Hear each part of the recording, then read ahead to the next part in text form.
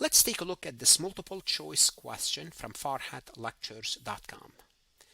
A married couple filing a joint return incurred acquisition debt of $650,000 to purchase their principal residence. In later year, they borrowed an additional $150,000 to improve a second home.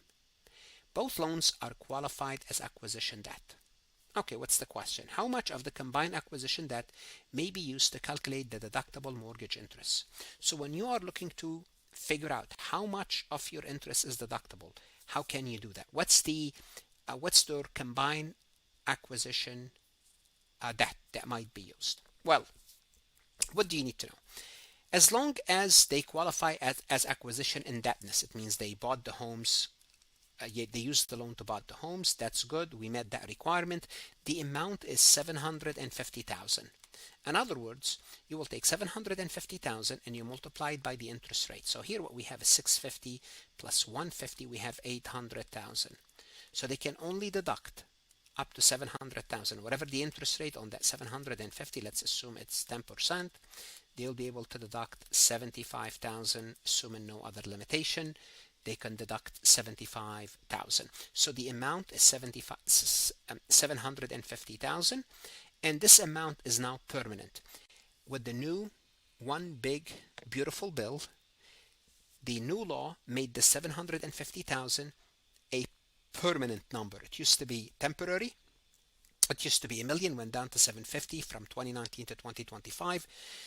After 2025, it became a permanent. So from now on, you can only deduct interest on the $750,000. You could have two homes, that's fine, but the maximum interest is $750,000.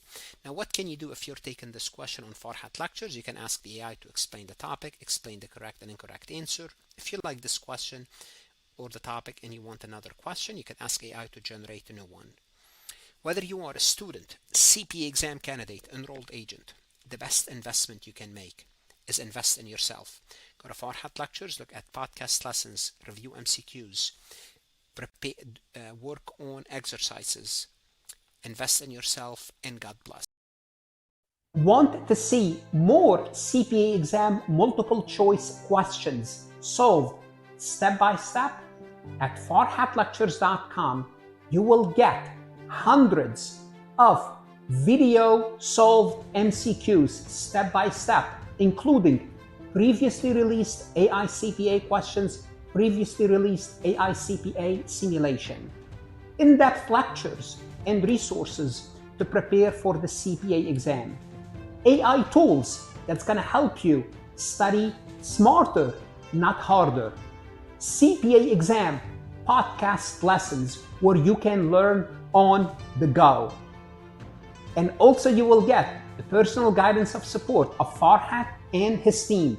If you are serious about passing the CPA exam, this is your next step. Visit the website farhatlectures.com, start your free trial, and I hope to see you on the website.